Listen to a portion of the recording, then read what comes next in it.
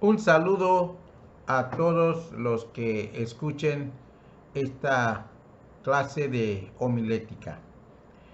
Del material que estamos usando, esta es la página 15 y vamos a hablar de el sermón eficaz demanda un propósito definido.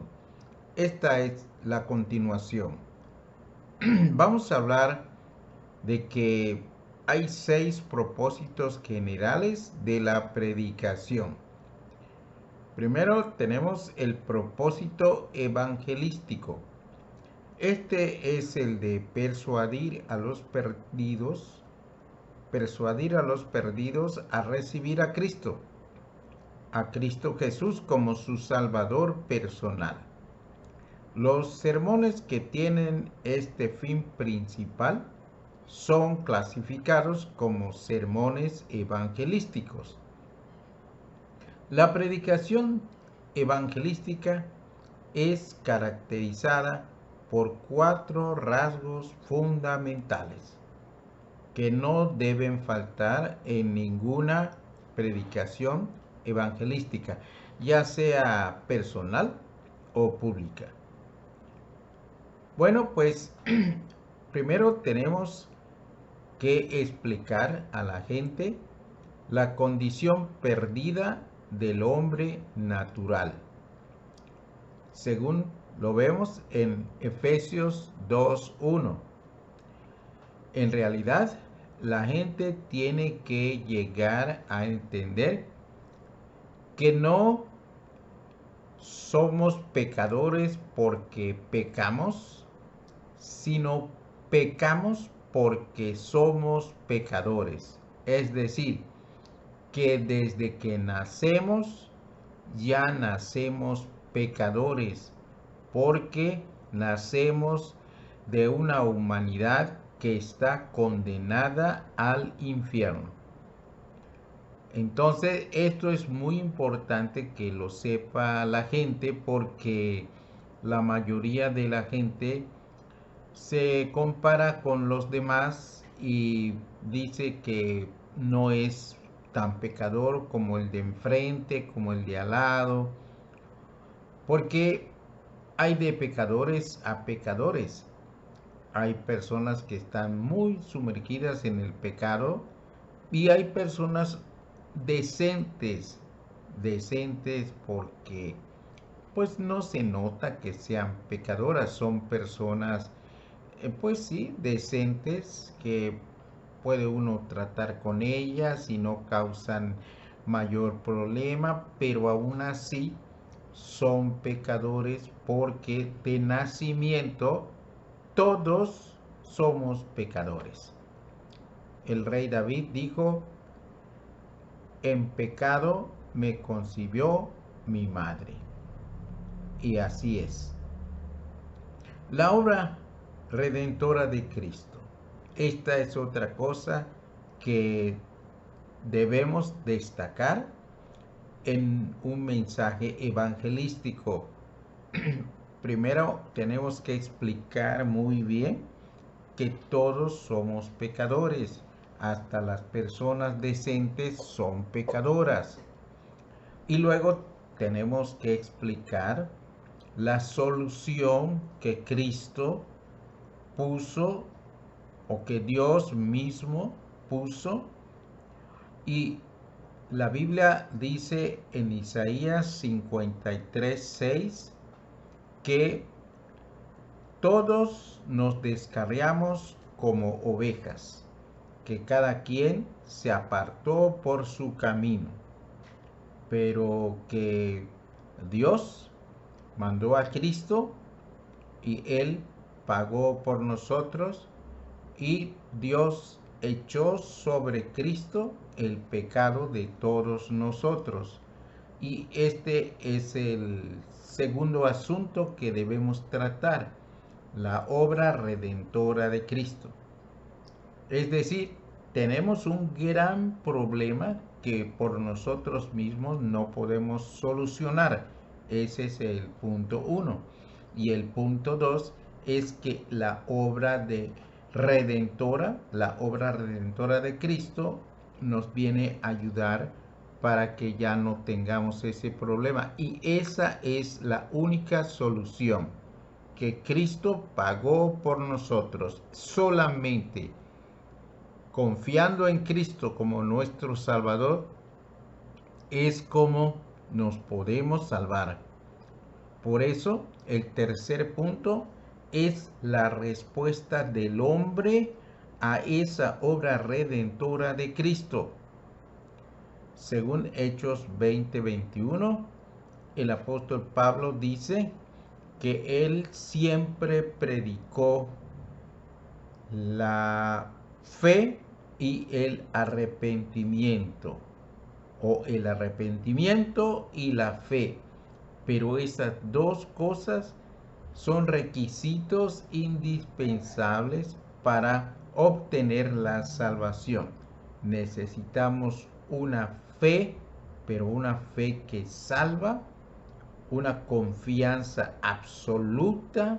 Hay que reconocer que no podemos salvarnos por nosotros mismos, ni por nuestras propias obras, ni por nuestra decencia, porque todos somos pecadores y lo único que nos puede salvar es Cristo, que murió en la cruz y que vive todavía porque resucitó. Solo el Cristo resucitado nos puede salvar.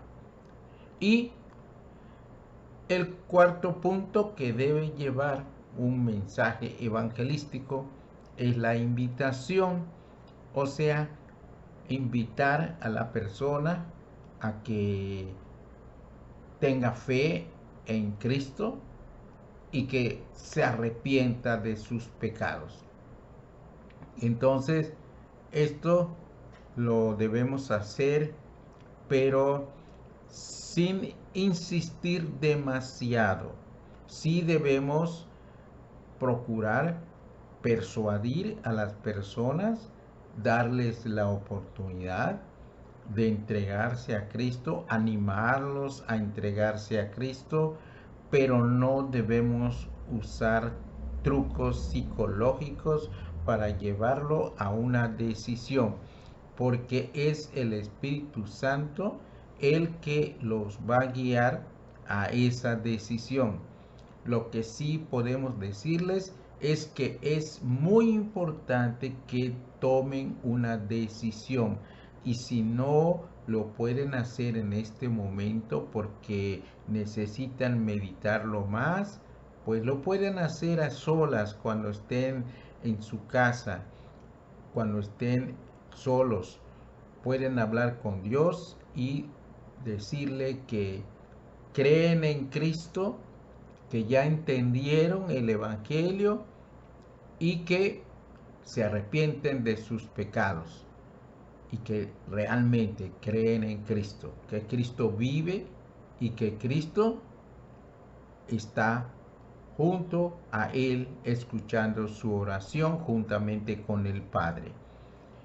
Entonces es muy importante esto, pero tiene que, no va a ser forzado, va a ser que tenemos que invitar a la persona para que tome su decisión, pero no necesariamente la tiene que hacer delante de nosotros, la puede hacer a solas con Dios, pero hay que animarlo a que lo haga y pues siempre dejar abierta la puerta para volver a platicar con la persona, a ver cómo sigue. Y a veces no reciben a Cristo en una primera entrevista, pero todas las veces que podamos atender a la persona, visitarlo o hablar con él, con ella, debemos hacerlo. Debemos hacerlo y debemos orar también por esa persona. Bueno, después de este propósito evangelístico que se puede predicar públicamente y también se puede predicar personalmente. De todos modos, son estos 4 puntos los que se van a usar. Sin embargo, los puntos no tienen que ser precisamente en el orden en que los leí ahorita. Pueden estar en diferente orden, pero no debe faltar ninguno de estos puntos que mencioné. La condición perdida del hombre natural hay que explicársela. La obra redentora de Cristo hay que explicársela.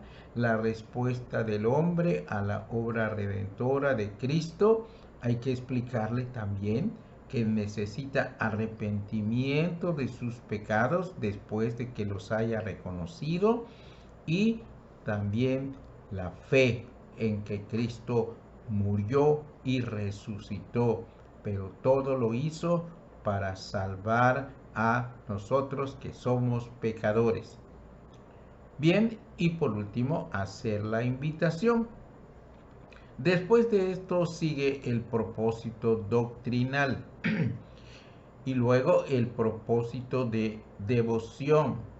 Después el propósito de consagración, luego el propósito ético-moral y por último el propósito de dar aliento.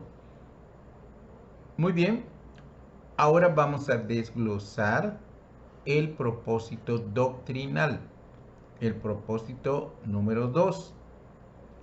Este es el propósito didáctico, o sea, el de instruir a los creyentes, haciéndoles ver el significado de las grandes verdades de la fe cristiana e indicando cómo éstas tienen aplicación práctica a la vida diaria. Los sermones o predicaciones que tienen este objeto principal son clasificados como sermones doctrinales. Inciso A. Jesús mismo dedicaba la mayor parte de sus energías a la instrucción a este tipo de sermón doctrinal. Él era maestro, era conocido como maestro y sus seguidores como sus discípulos o alumnos.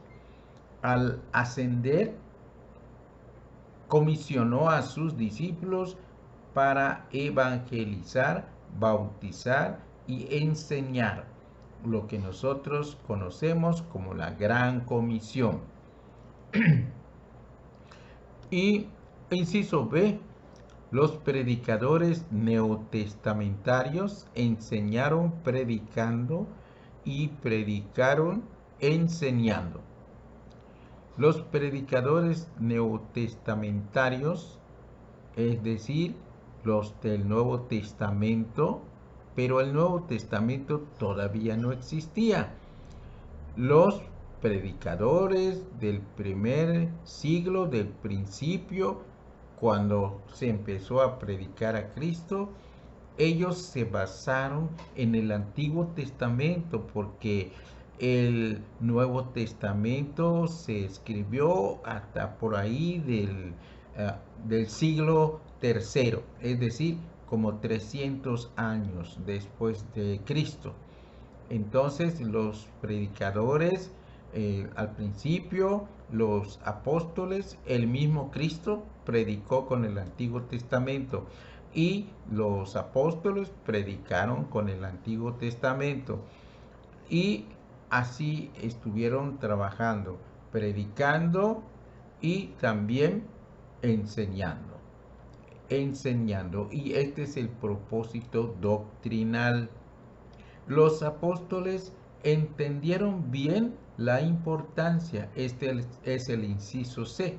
Los apóstoles entendieron bien la importancia de la instrucción.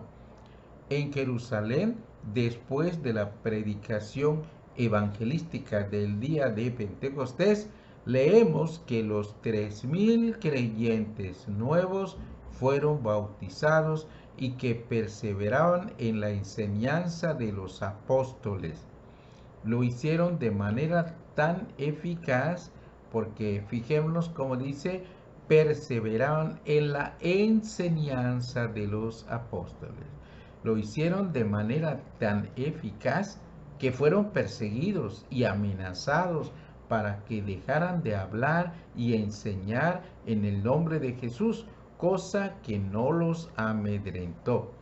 Por cierto, el apóstol Pablo, el inciso D, en el inciso B que vemos que el apóstol Pablo también predicó con este propósito, porque escribió en Hechos 20:20, nada que fuese útil he rehuido de anunciaros y enseñaros públicamente. Enseñaros, o sea, enseñar. Lo que hacía Pablo no era tanto una un sermón así de oratoria, sino más bien enseñaba.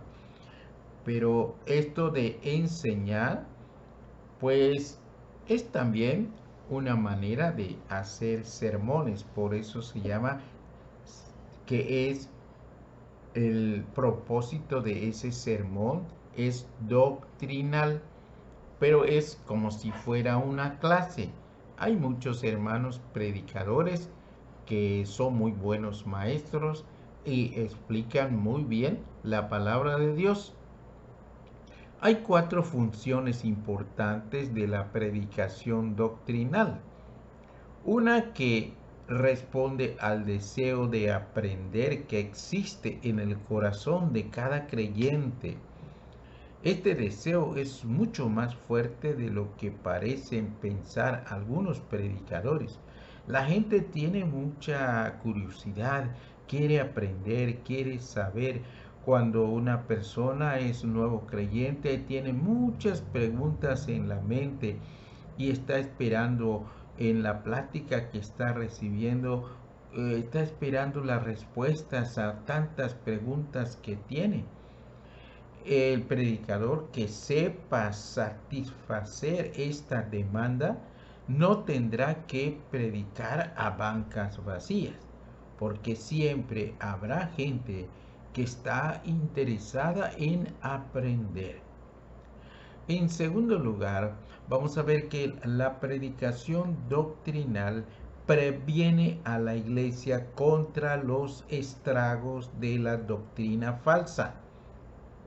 Las herejías abundan porque los falsos maestros ponen mucho énfasis en la enseñanza, mientras que en las iglesias de sana doctrina, irónicamente, el énfasis en la enseñanza de la sana doctrina escasea en las predicaciones.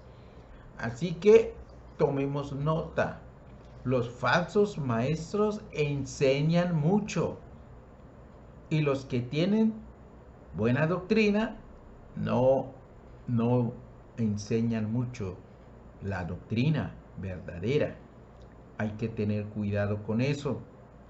La mejor manera de evitar que los hermanos se alimenten de las algarrobas del error es ofrecerles sistemática y constantemente el pan abundante que hay en casa de su padre. Bueno, recordemos que las algarrobas eran comida de los cerdos.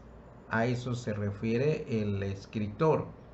Está haciendo una mención de que pues comida de los cerdos eran las algarrobas y el hijo pródigo debía de comer en casa de su padre, y entonces a eso se está refiriendo. Bueno, en tercer lugar, vamos a ver que la predicación doctrinal anima a la actividad. Por regla general, una iglesia que sabe es una iglesia que actúa. Gran parte de la indiferencia espiritual que se halla en nuestras congregaciones se debe a la falta de instrucción.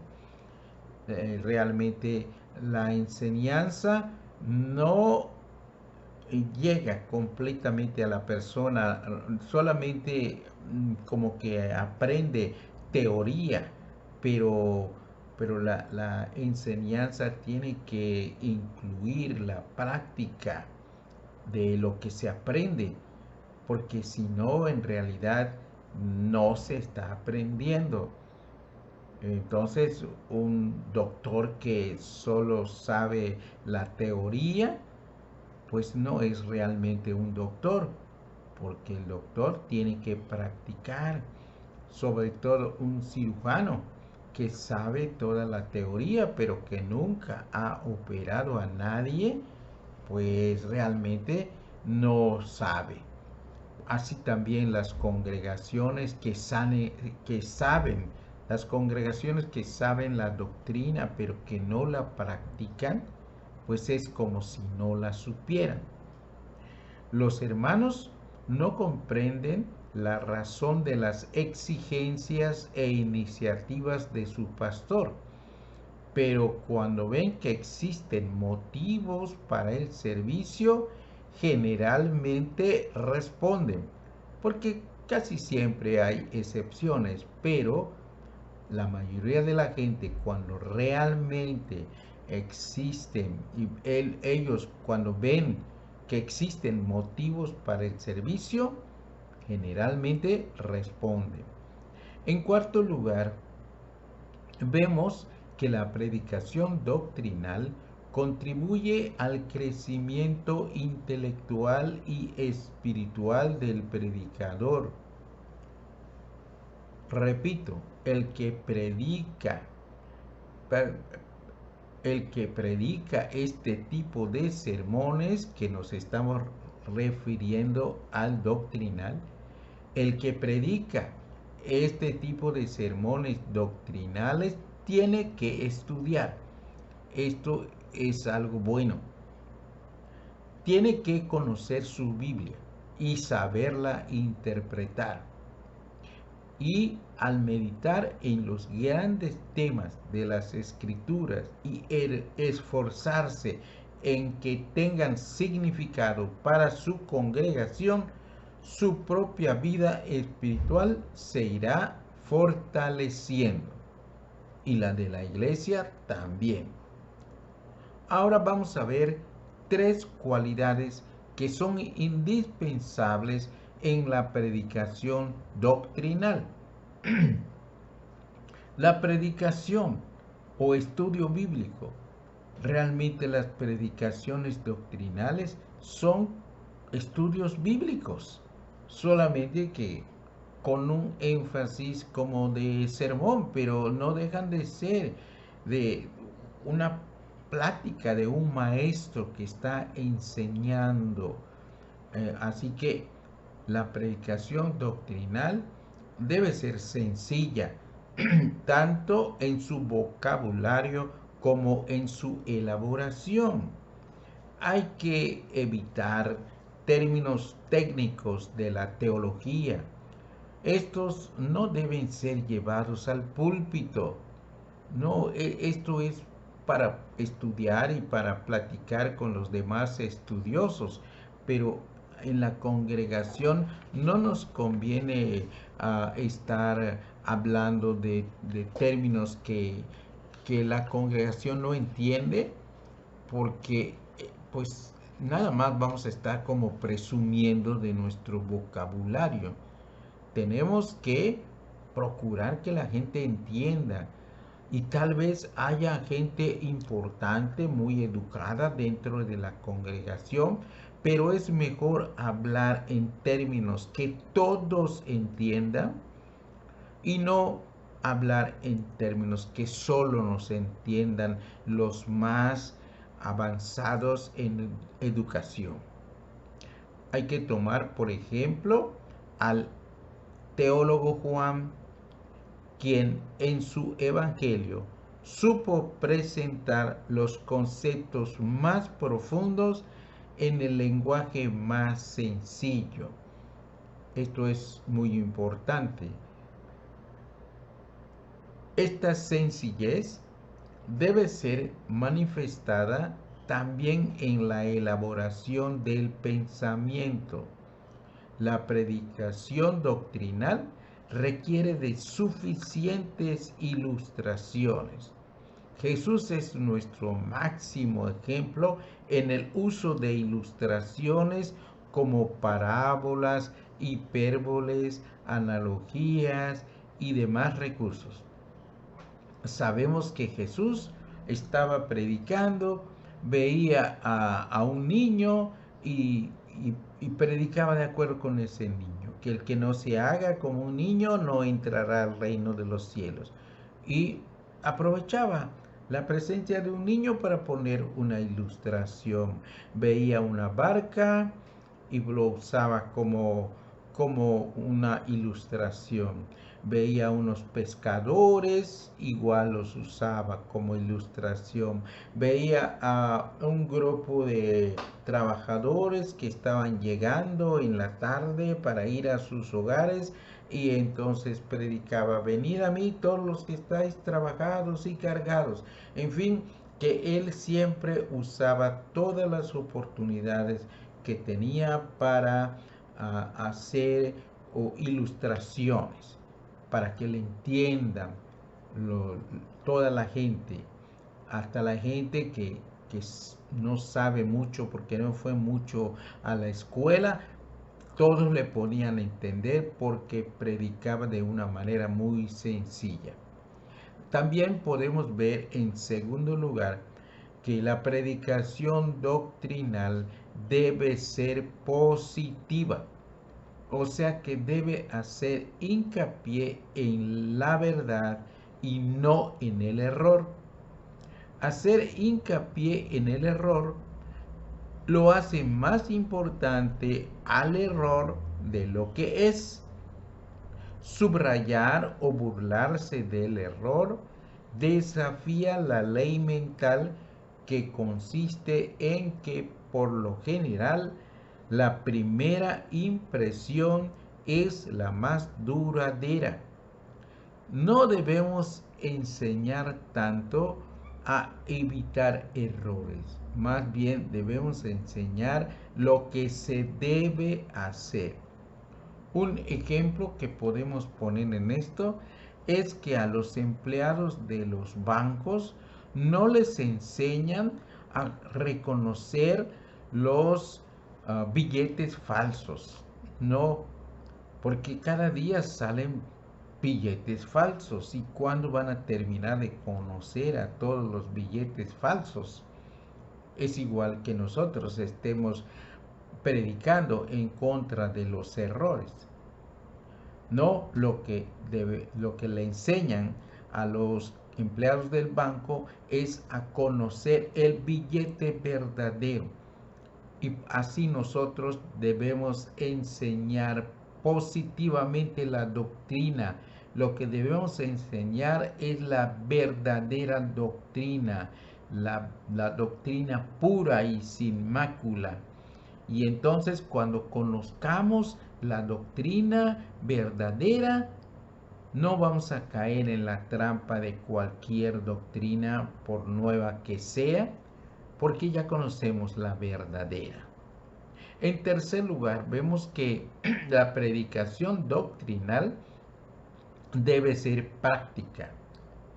Debe tener una relación clara con las necesidades espirituales de la congregación a la cual es predicada. Si un sermón no tiene aplicación práctica, no debe ocupar el tiempo ni del predicador ni de sus oyentes. Una exhortación pertinente para todo predicador es esta: prediquen la doctrina, prediquen cuanta doctrina sepan y procuren aprender siempre más y más doctrina, pero predíquenla siempre no para que los hombres la crean, sino para que creyendo sean salvos, o crezcan en su conocimiento de Dios. Así que nuestro propósito al predicar la verdadera doctrina es que la gente la obedezca, la crea, la practique, porque de nada sirve que una congregación sepa mucha doctrina si no la practica. En tercer lugar, vamos a hablar del propósito de la devoción, pero eso será en otra clase. Por hoy, que Dios les bendiga.